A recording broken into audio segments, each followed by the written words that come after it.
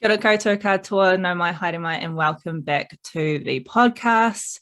Today I am extremely excited, because I am joined by two amazing, beautiful women, one who I work very closely with and one who I have just recently come across and met.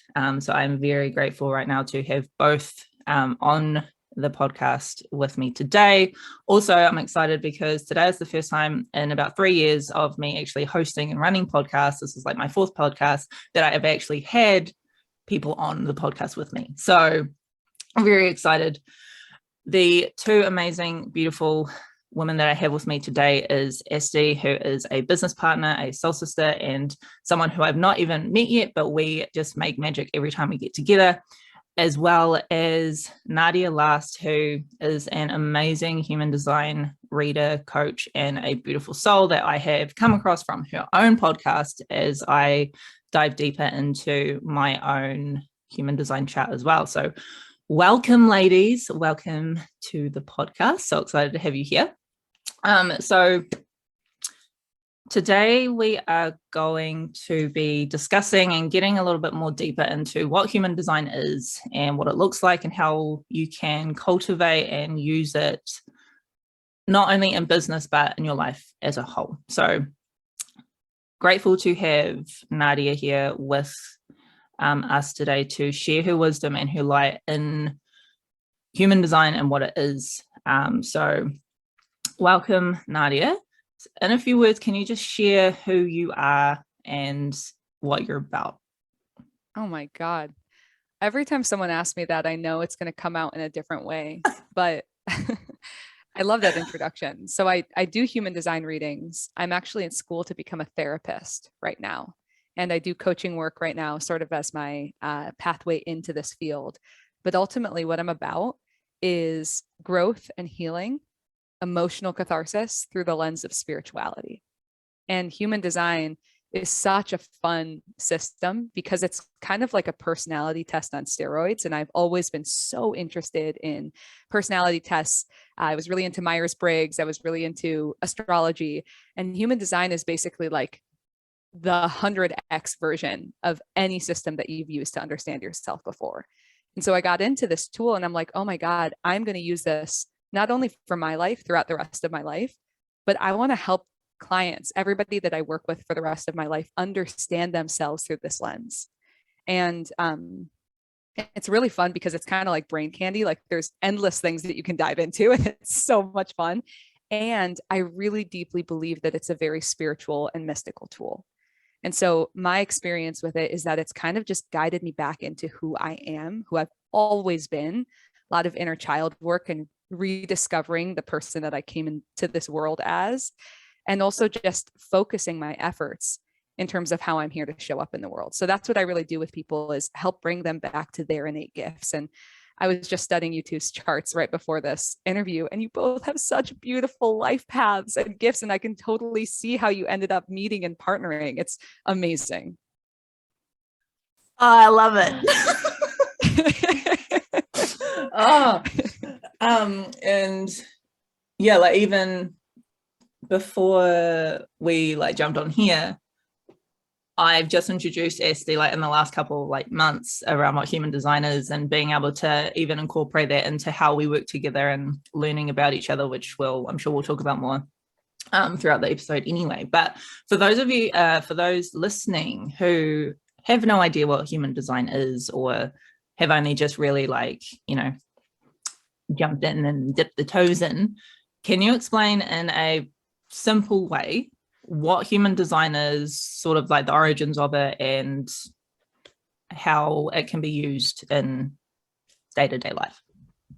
Absolutely. So I had no idea what it was just a few years ago. And my friend texted me because I was giving sort of like astrology readings to friends and family. And I liked astrology, but it was so broad. I'm actually an Aries sun. My birthday's in a few weeks. So I knew, and I kind of identified with this archetype of fiery, bold Aries energy, but it still felt too sort of vague. And so I was trying to give astrology readings to friends, and I gave one to a friend and she's like, Nadia, this is cool, but have you heard of human design? And there was this moment in my body where I just kind of like lit up from the inside out. And I was like, no, but I must know. And so I just Googled everything that I could find. I read all these books. I went into my very first sort of like rabbit hole. I've never devoured information faster in my entire life.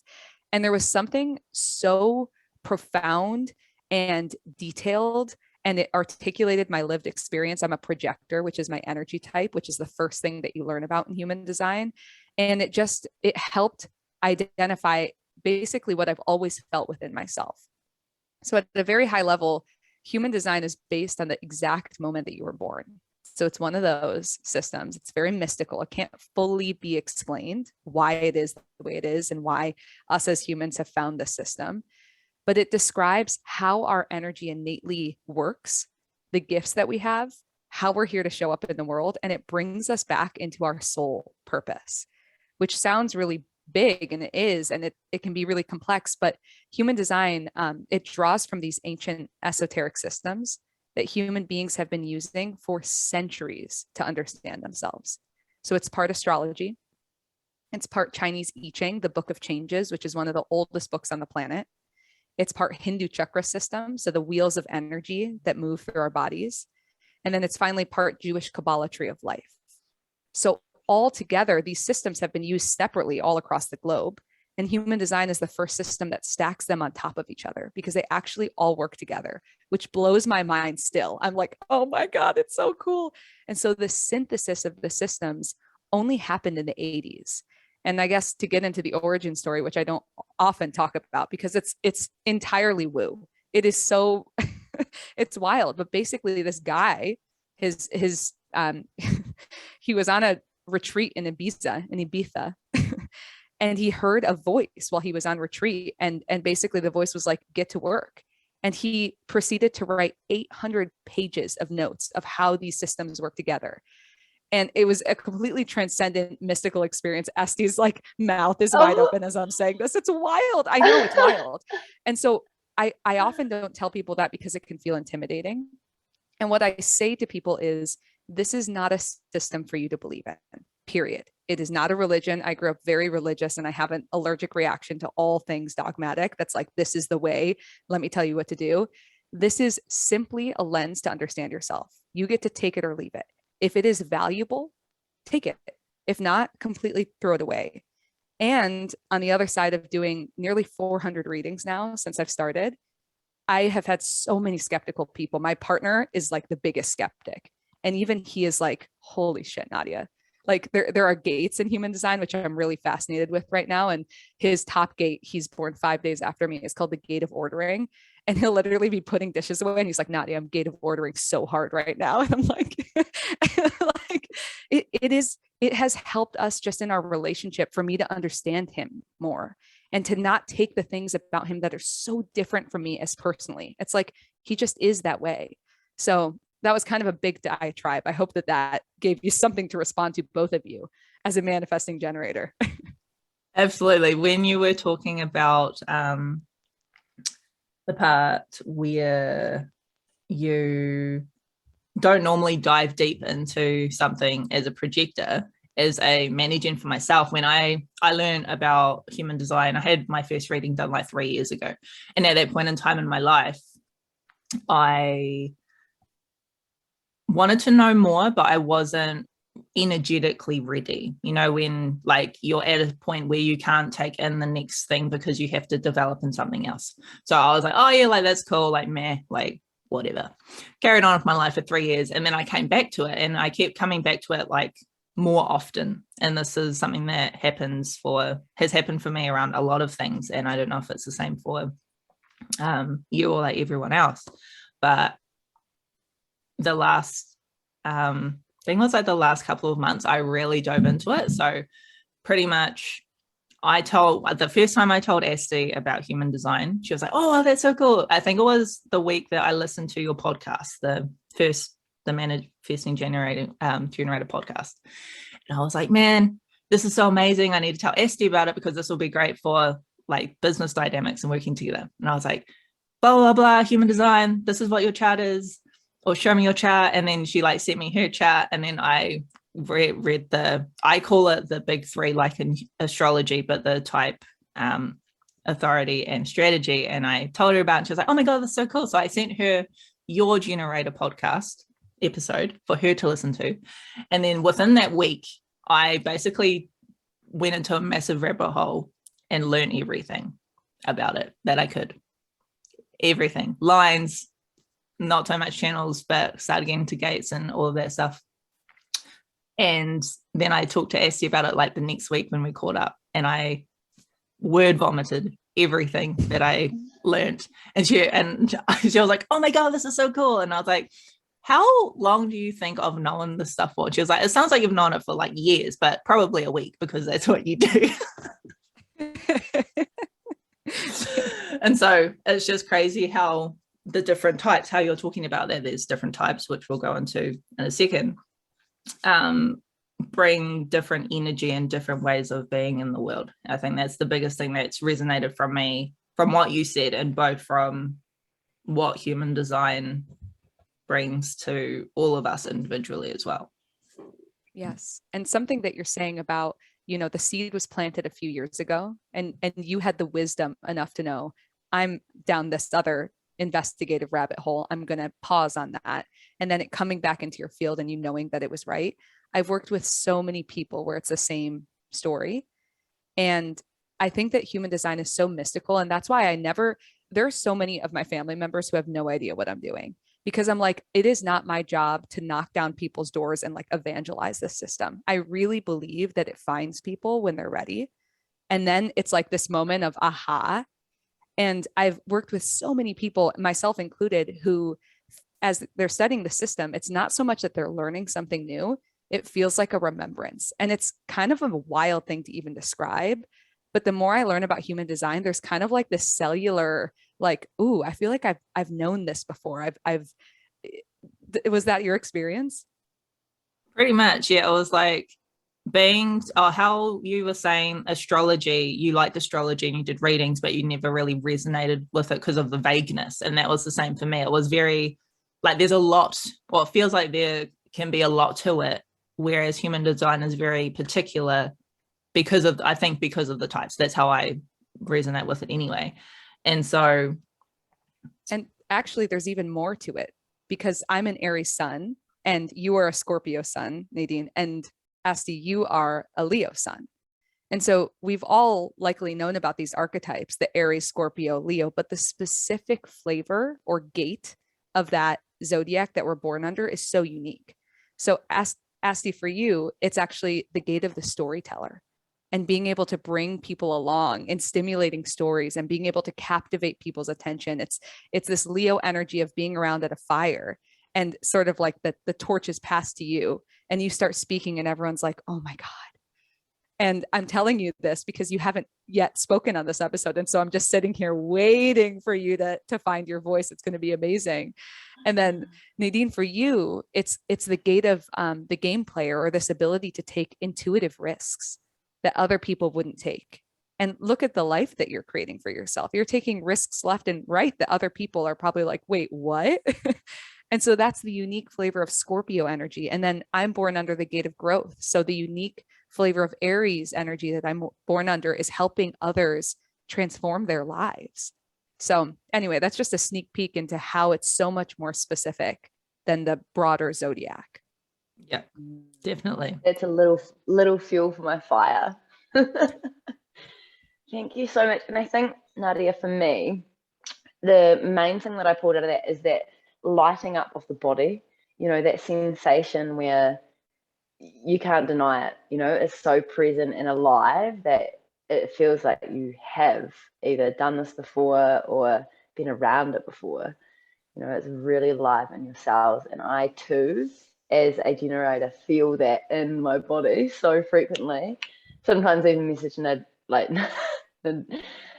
and I'm astounded by the ability to communicate with her. And I think in a working relationship, that is so incredibly important, to be able to be transparent to this level, like a new way of working. Well, really, it's an old way of working, right? But for us in this modern day world, it's like coming back to our roots of what we've known before, right?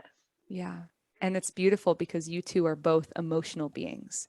So you make decisions emotionally. And my business partner is the same way. So when I come up with an idea, I'm like, hey, ride your wave on it. Like, feel into this decision. You do not have to answer right now. And that's how you two can support each other in business. And I think even if you don't know human design, what the system brings me back to every single day is you have no idea how that person operates. All you know is that it's different from you. So can you tread lightly? Can you engage with this person in business or otherwise with curiosity? So that, I feel like, has been such a humbling part of the system. Everyone is so different. Totally. And even when you, I think when you realize how unique your, like, even though so there's the 5 types, just because you're one type, it still doesn't necessarily put you in a box. It gives you that permission to be who it is that you're wanting to be and using your energy in the right way. Yes, absolutely. And we represent 3 of the 5 energy types here. I'm a projector, Nadine is a manifesting generator, and Esti is a generator. So it's very cool. So just for those who, I guess, that are listening, so there's projector, there's manifesting generator, and a generator. Can you just explain the other 2 types and kind of how they fit into, so if we had a reflector, the other 2 types on with us, how that would kind of look in terms of energetically and how that would show up? Yeah. I feel like I want to use the analogy of a yoga class to describe all the 5 types because they're actually supposed to work together. So we're all meant to sort of be in community together using our uniqueness to complement each other. And so let's say there's a yoga class. Everybody taking the yoga class is either a manifesting generator or a generator. Both of those types, of which you two are part of this type, they're the doers, the builders, the creators. You two have the life force energy to build and create. When you're really excited about what you're doing, and for you two, when you're in the mood, you'll feel this surge of energy. And your superpower is that when you love what you're doing, you get more energy doing it. It's like it lights this fire, and the fire is sort of self-sustaining. And so if you can think of things that you've done where it's like, oh my God, I'm leaving this activity with more energy than when I started. Have you two felt that before? Literally every time we get off the phone from each other. Oh, I love that. Asti, have you felt So that? true.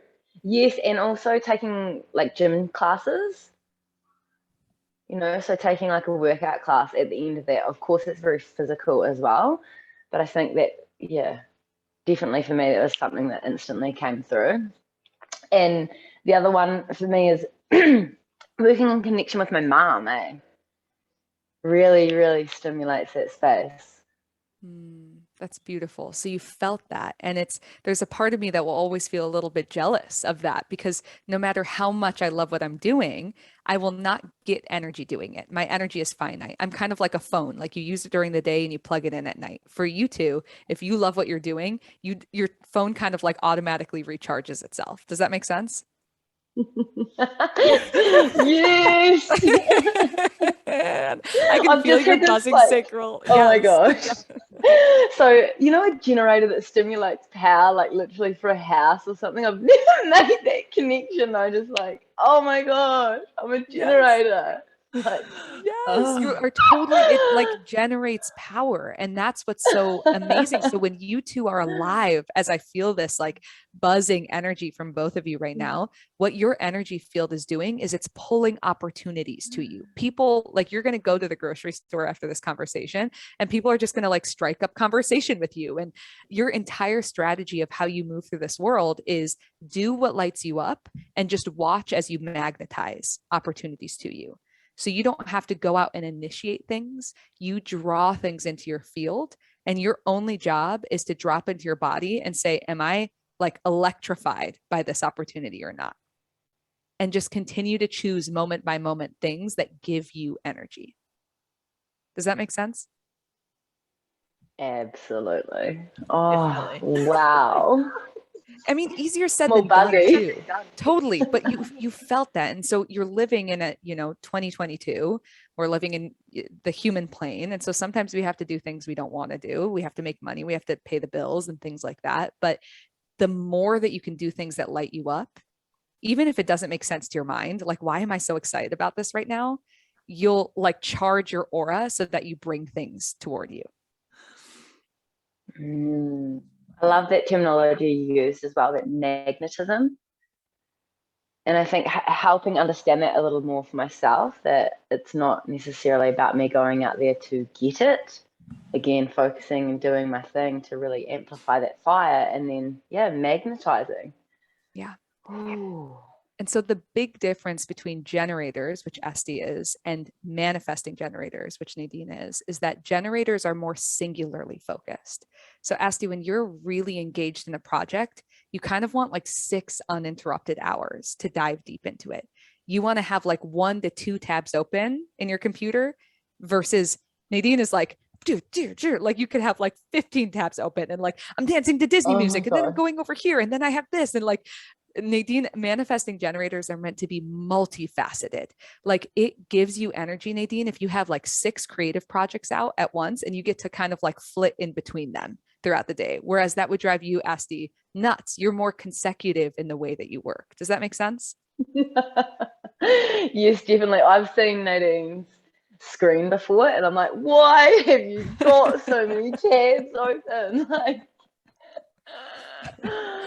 but again, now I can understand it and understand her that little bit deeper. Yeah. And this was what I was saying before we actually jumped on. What I was starting to say before we jumped on was that last night I was going through my mind of the podcast today, and I was like, I had this realization that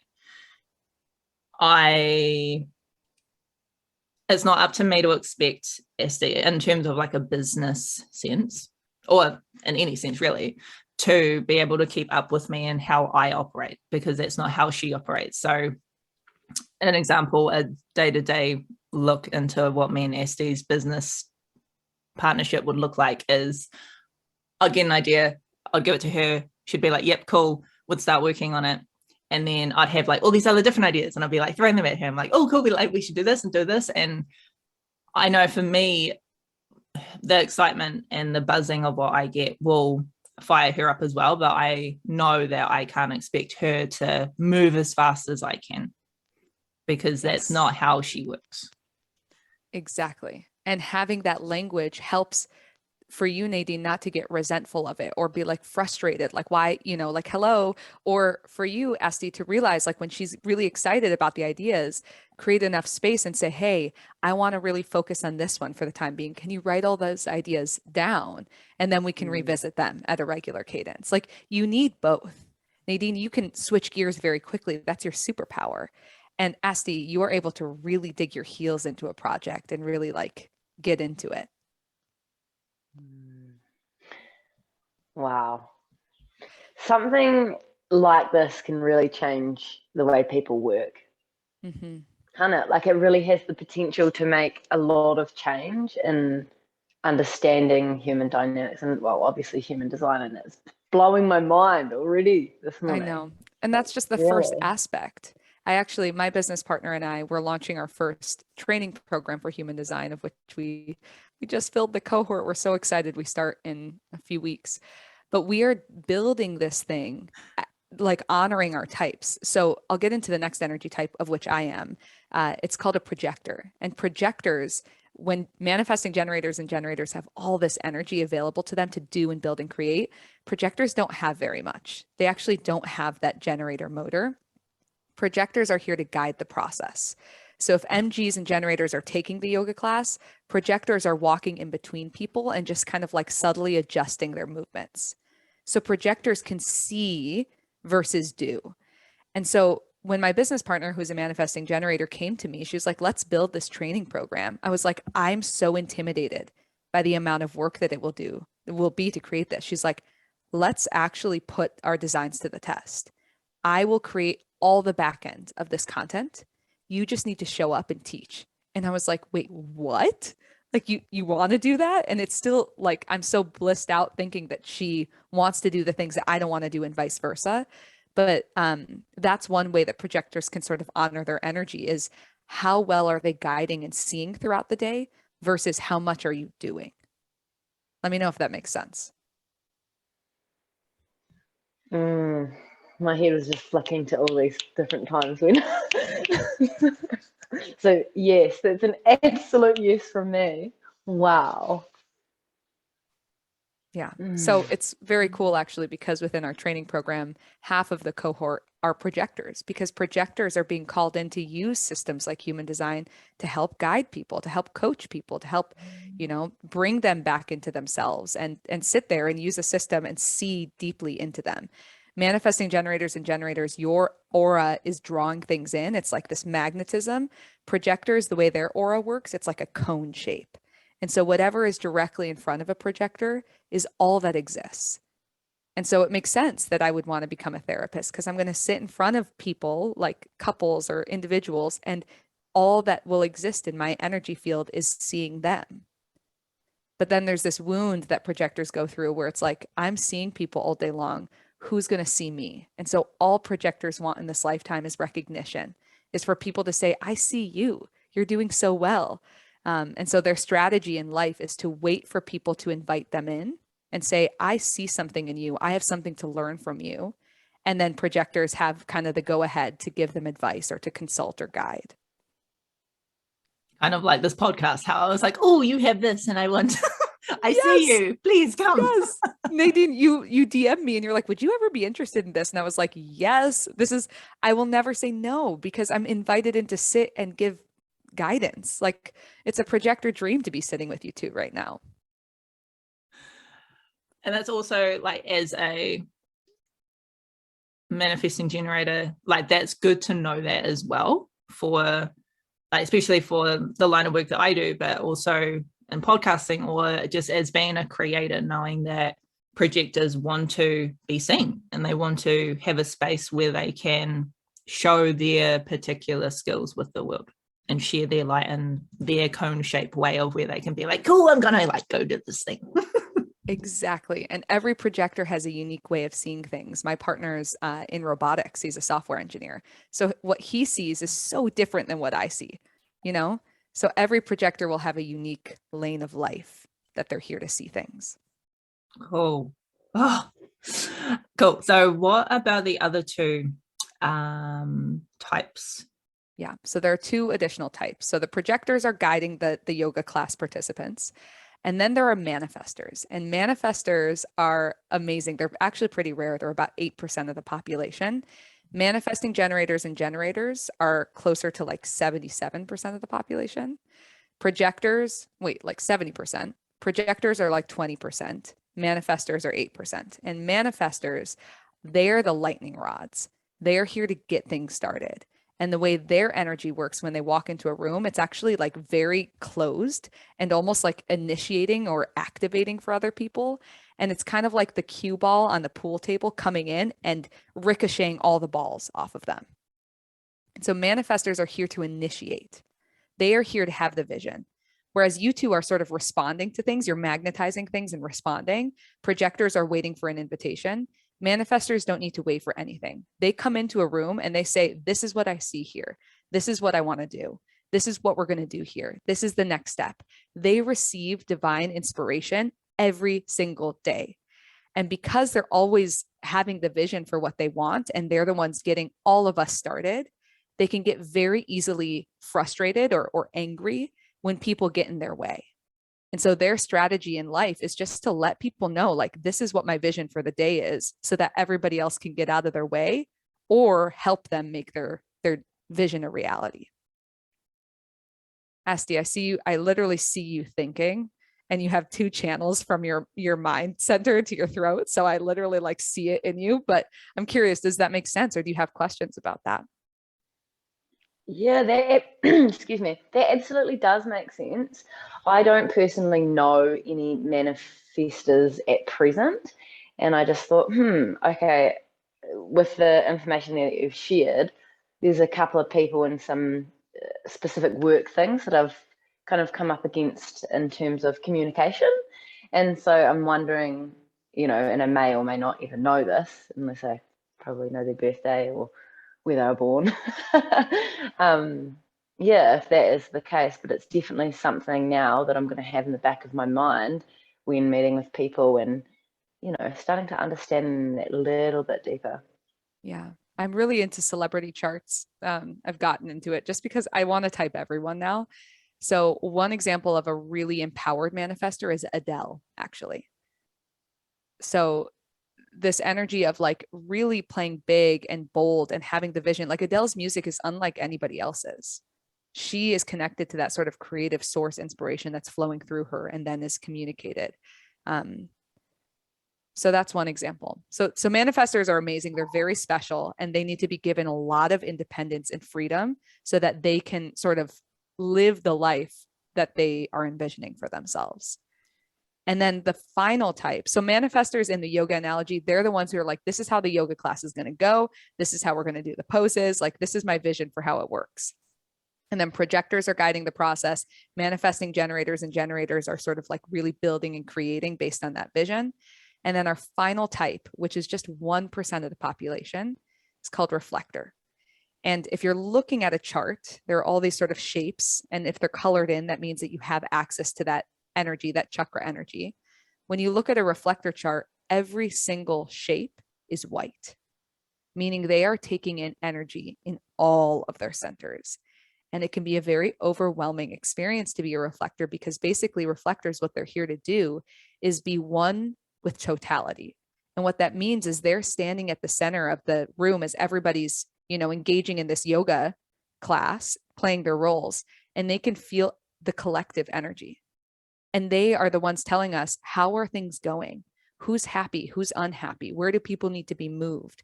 Do we need to actually be doing a bunch of hip stretches? Because reflectors will be able to feel like, I can just sense that the collective hips are tight, which is a silly analogy, but I use the yoga analogy because my best friend is a reflector. And most reflectors that I meet are yoga teachers because they can feel the entire room. Whereas projectors are seeing deeply into one person, reflectors are feeling everyone at once. That's crazy. When I first started listening to your podcast and I was going through all the different types, when I got to the reflector one and it was like you said, you know, the 1% of the population, I was like, man, I can't wait to meet a reflector because they're going to be so special and blah, blah, blah. And then I put the question out to my community on Instagram, and one of my friends from a while ago, she was like, I'm a reflector. I was like, oh my God. It's so exciting when you meet a reflector, isn't it?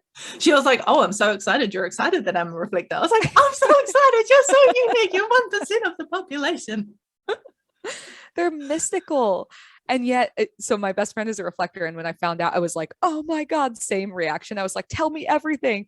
And like, she lives a very corporate life. Like, she's very much engaged in the matrix, so to speak. I was expecting my first reflector to be like this Buddha sitting on a hill wearing all white, like completely, you know, mystical. And yet she's living a very normal human experience. And so it's really interesting. But what I've noticed about her is whenever I ask her something, she's able to kind of immediately reflect back the truth of a situation. So I found that to be really, really helpful. Yeah, and I think that's the same kind of reaction and feeling that I got from my friend as well, who's a reflector, because she was always in sales or like real estate or, you know, selling things. And I was like, I never really knew any different, you know, of what reflectors were, but still very exciting knowing that they're 1%, and then you all of a sudden you're like, oh, you're one. That's cool.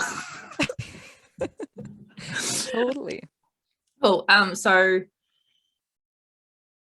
when it comes to, I guess, using the energy and incorporating it into your everyday life or into your business, how has it helped you in connecting with, say, your intuition or the inner knowing? Because one of the things that comes to, well, that was always coming up with me when I started learning about human design, is that you've got your type, you have the way to use your energy, which is your strategy, and the way that you can make better decisions, which is your authority.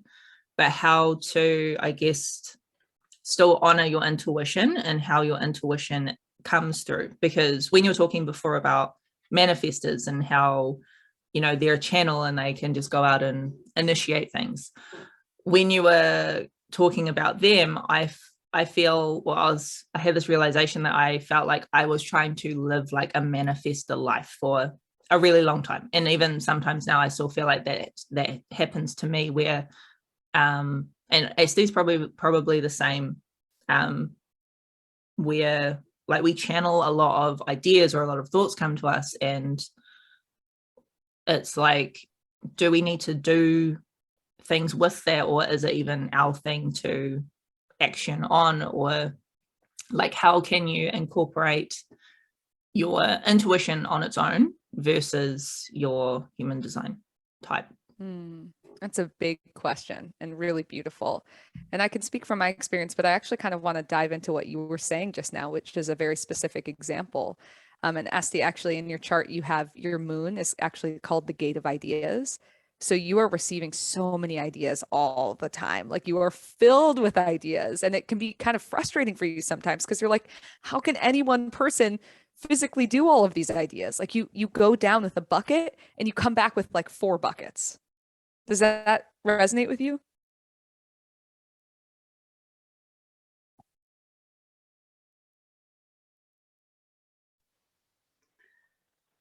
I'm wondering if you're talking to me or you're talking to Nadine. Oh, of course, Asti. I'm so sorry. I feel like, yeah, I definitely feel like that's what happens. And sometimes that's my resistance to go down with my bucket, because I'm like, holy, do I want to, like, really? And over the last couple of days, I've been really practicing, like, in a really good meditation space. And I'm like, whoa, this is all of, you know, I'm receiving the fruits in the buckets. But again, sometimes I find in the other context is like, I know how beneficial it is to go down there with it, you know? And so for me, it feels like that little bit of hesitation as well, or like little stagnation. Yeah. So this is a really great example. So you have so many ideas, and I can see it in your chart. And it's actually connected to your defined ajna. So it's actually coming through your mind all the time. And so when you're going inward through meditation, that's when you finally clear the way for all these ideas to come through, which can be overwhelming. Or basically your strategy as a generator is to respond. And so you don't have to initiate. So if you receive all of these ideas, you basically like collect all of them, write them all down, and then you go into your world, into your life, and you are constantly responding. So as you're on social media, if you see a post about Bali, that was one of your ideas, and then your gut is like, oh my God, this idea, like I'm so excited about it still. It's basically like you get to allow the universe to synchronistically put signs in your path that you are meant to pursue the idea that came through for you. And you receive so many ideas because one of your greatest gifts is to help other people come up with ideas.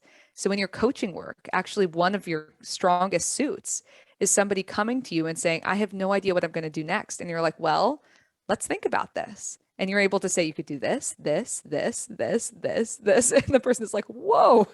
And you just have, so your gifts are meant to be used on your behalf as you're responding and also for others. Does that make sense?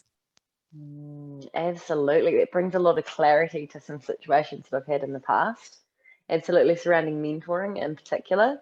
And yeah, that same space of the person coming up with a form of like not sure where to go next, and then for me it seems so clear to move forward with it. So with that in mind, then how would you, like, as a coach and the position and the sharing that you do, how would you recommend sitting with that space to actually to generate more? There's so many ways in, and I think each of us, it happens through the body. And so whatever it is that you do to feel like you're not in your head as much, because our minds will like, you know, be going 100 miles a minute, and that doesn't create space for ideas to come through. And so Nadine, you were talking about before this, you were dancing to Disney music. And that might be the way that your body creates a little bit of spaciousness within your mind so that you're finally in your body to receive. And so that's going to be different. I hesitate to give people like, this is what will work, because every body is a different communication device. And so for me, I love physical exercise. I love intuitive stretching, and singing is the way that singing is honestly the only moment in my day where I'm not filled to the brim with ideas. I'm just fully in my body. Showering is a really healthy daily practice and so I envision all these like human thoughts like coming off me as the water is on my head. And then that's when I receive the best inspiration. But there are lots of ways in. Journaling is a great way. I ask, my favorite journal prompt that I do every morning is, what does my spirit want me to know today? And then I just kind of like sit and wait for inspiration to come through.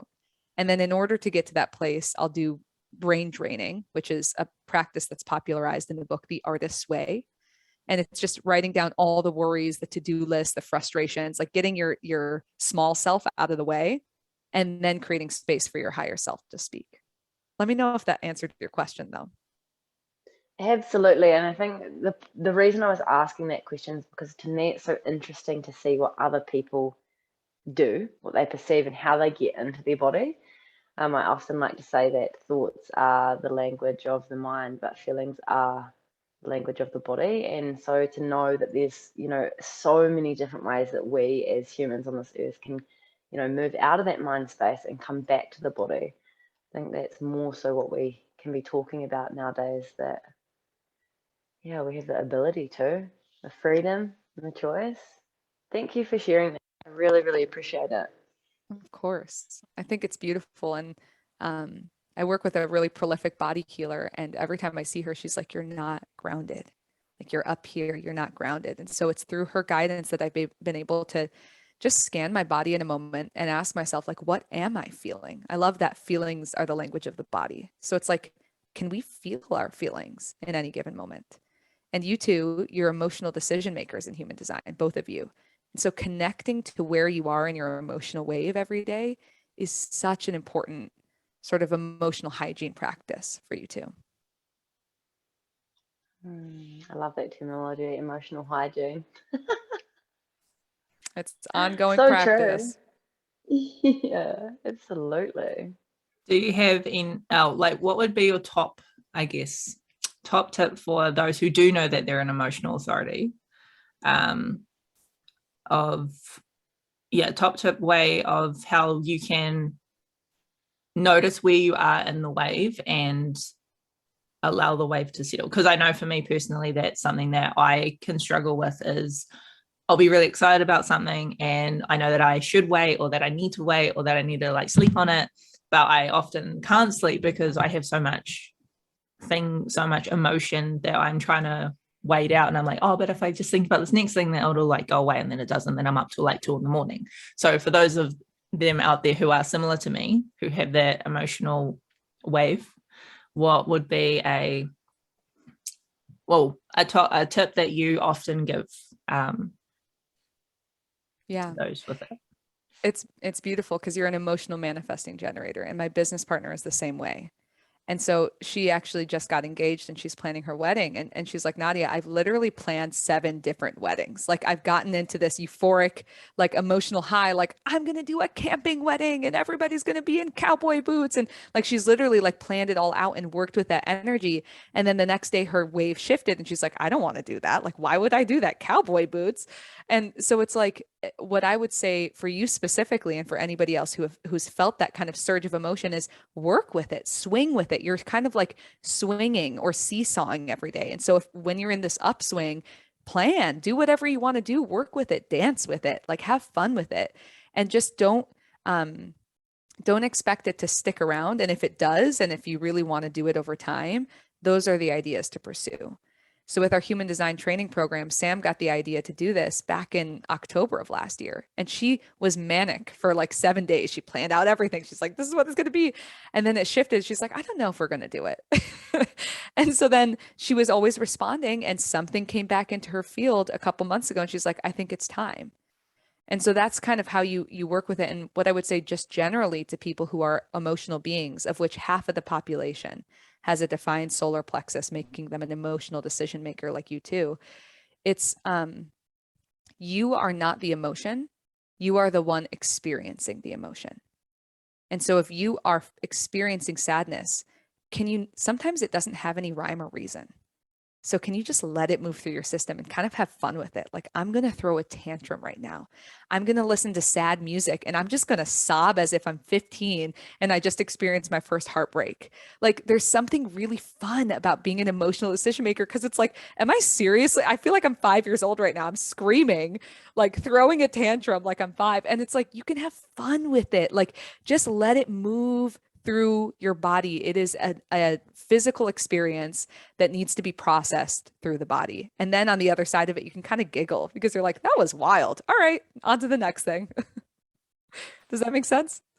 Yeah, I feel like particularly for me and Asti, when we're going through things like personally, we'll either message each other and we'll be like, oh, I'm going through this thing, or like we'll have a cry and then we'll like talk about it later and we'll be like, I have no idea what that was about, but I feel fine now.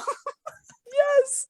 Yes. It's like a summer thunderstorm. Like, it's like it was just sunny, then the clouds roll in, it's thunderstorming so intensely, and then it's gone. So it's like emotional beings. I feel like we live in a society that conditioned us away from our big feelings. Go to your room if you're going to have a tantrum. Like, you're okay, get up. Like, don't have that experience. And really, it's a very physical thing. We come into this lifetime as children knowing how to throw a tantrum. So we need to like bring that back up so that we can move it rather than stuffing it. And I feel like that's the root of a lot of addiction and a lot of pain in our bodies right now, because it's just stuck emotion that never found its way out. Yes, love that. Absolutely. So And that, carry on.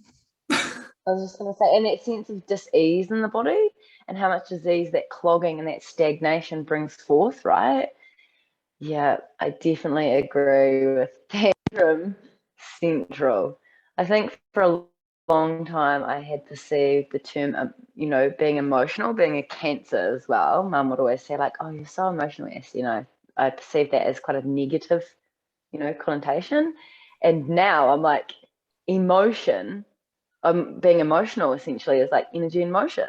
I have this beautiful ability to move through that, and so I think as I continue on my journey and unravel the sensation around tantrums, for example, and continue to play with those energies, the more I feel liberated from the inside out, and free to do what I actually want and show up in the way that I need to fully.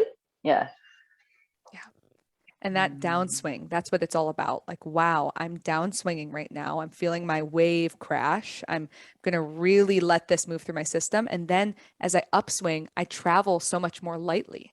And I will then be in this surge of emotional energy to build this thing or do this thing or record this podcast. And you two being emotional beings, you will experience the highest highs, euphoria. That's why you can't sleep, Nadine, when you're so excited. And then you'll experience low lows. And it's like, can you just allow yourself to be the objective observer of all the emotions that come through you? I'm really cranky right now. I'm going to stomp around the house a little bit and work with this energy, because it's always energy in motion. To your point, Asti, there's always energy that's there. And that low point is so interesting, because that often I've found for me, when I'm feeling a bit down or angry, or that often the emotions that were not necessarily able to be expressed as I was growing up, or as we're growing up.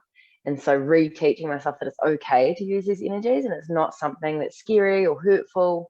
It's actually using it for its true power and potential to help. Reparenting work, baby. It's, how would you treat a 5-year-old who is melting down in the middle of the grocery store? Are you going to say, stop it? You're okay. Like, don't cry. Or are you going to say, it's frustrating. You didn't get a lot of sleep last night. I get it. You're sad that you can't get the cereal. Like, starting to treat yourself as the parent that you wish you had now. That's the work. So cool. So I'm aware, just looking at the time, that we have 3 minutes. So for those out there who want to get into human design or have started or completely new, what would you say is a best place for them to start? So I always recommend the first book if you want to do some self-studying, the definitive book of human design. It's by the founder of the system. It's kind of like the quintessential textbook. I think it's like $50 USD on Amazon right now. And it's pretty dense, but that's where I started with my studies. And then I followed a bunch of people on Instagram. There's a lot of information that's available on Instagram, and it's only going to continue to grow. So you can just search human design on Instagram and see what shows up. Podcasts are great. I have a podcast series that Nadine talked about, but my goal is basically to just provide as much free content as possible. So you can look that up. It's called The Current. And then beyond that, honestly, what really got me into it was a human design reading and having somebody. It was such a profound experience to have somebody, a stranger that I'd never met, describe with such accuracy how I felt in my body. So, I do readings, but there are a lot of people out there that do them. And so when you're ready to like actually take it to the next level, that is truly what I recommend. Amazing. Thank you. And for those so I'll put a link to your podcast for those who want to have a listen into the show notes on the episode. But how can people find you, follow you, see you for your amazing projector energy that you are? Oh, you can follow me on Instagram at Nadia Last _ at Nadia Last was taken.